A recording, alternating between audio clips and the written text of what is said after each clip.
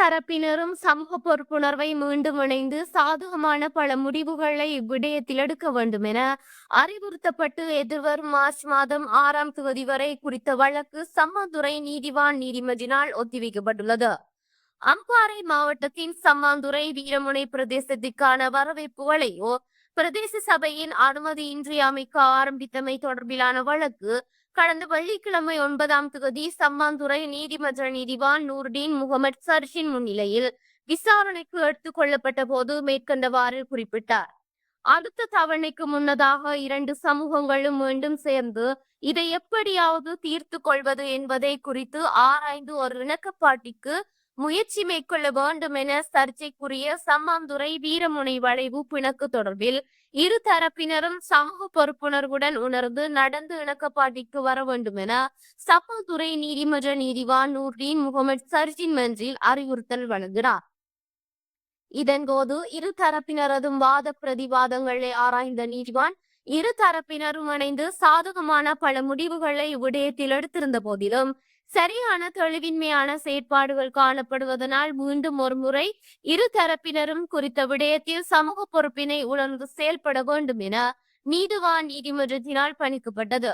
அத்துடன் எதிர்வரும் 6/3/2026 தேதிக்கு முன்பாக இரு தரப்பினரும் குறித்த விடயத்தின் முடிவினை ஆரோக்கியமானதாக பெற வேண்டும் என நீதிவான் மேலும் குறிப்பிட்டார். அத்துடன் இது அதிகாரம் சம்பந்தப்பட்ட விடயம் அல்ல என்பதுடன் இது சமூகம் சார்ந்த விடயம் எனவும் மீண்டும் குறிப்பிடப்பட்டு சுட்டிக்காட்டப்பட்டமை குறிப்பிடத்தக்கது.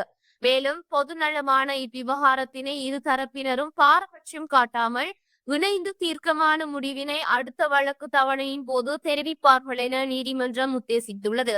அத்துடன் குறித்த வழக்கில் சம்மாந்துறை பிரதேச சபை சார்பில் சட்டத்தரணிகளான பௌசான் சாமிலா மற்றும் பிரதிவாதிகளான ஆலய நிர்வாகம் சார்பில் தமிழரசு கட்சியின் கல்முனை தொகுதிக்கான இளைஞர் அணி தலைவரும் சட்டத்தரணியுமான நிதான்சென் ஆகியோர் மன்றில் தோன்றியிருந்தனர். இது தவிர இந்த வீரமுனை வரவேற்பு வளைவு பிணக்கை இணக்கமாக சட்ட அனுமதியோடு தீர்ப்பதற்காக மீண்டும் எதிர்வரும் மார்ச் மாதம் 6 வரை குறித்த வழக்கு ஒத்திவைக்கப்பட்டுள்ளது. கடந்த தவணையின் போது இரண்டு சமூகங்களும் சமூகமாக வாழ வேண்டும் என்று கருத்தினை கொண்டு இரண்டு சமூகங்களுக்கும் சேர்ந்து பேசி ஒரு இணக்கப்பாட்டிற்கு வர முடியுமாக இருந்தால் அனுமதியை கொடுப்பதில் தங்களுக்கு எந்த விதமான தடையும் இல்லை என பிரதேச சபை தெரிவித்திருந்தனர். ஆகையினால் அடுத்த தவணைக்கு முன்னதாக இரண்டு சமூகங்களும் சேர்ந்து இதை எப்படியாவது தீர்த்து கொள்வது என்பதை குறித்து ஆராய்ந்து ஒரு இணக்கப்பாட்டிற்கு முயற்சி மேற்கொள்ள வேண்டும் என பிரதிவாதிகளான ஆலய நிர்வாகம் சார்பில் ஆஜரான ஜனாதிபதி சட்டத்தரணி எம்.ஏ. சுமந்திரன் ஊடகங்களிடம் குறிப்பிட்டிருந்தார். இவ்வாறு குறிப்பிட்ட போதிலும் இரண்டு சமூகங்களுக்கும் மேலவே இணைந்து முன்னெடுத்த இணக்கப்பாடானது போதிய அளவு தீர்வு காண பல குறைபாடுகள் காணப்பட்டமையினால் நீதிவான் மீண்டும் ஒன்று கூடி எதிர்வரும் மார்ச் மாதம் 6 தேதிக்கு முன்னர் மன்றில் தீர்வினை இரண்டு சமூகங்களுக்கும் பாதகமின்றி பெற்றுக்கொள்வதற்கான முன்னேற்பாடுகளை மேற்கொள்ளுமாறு உத்தரவிட்டமை குறிப்பிடத்தக்கது.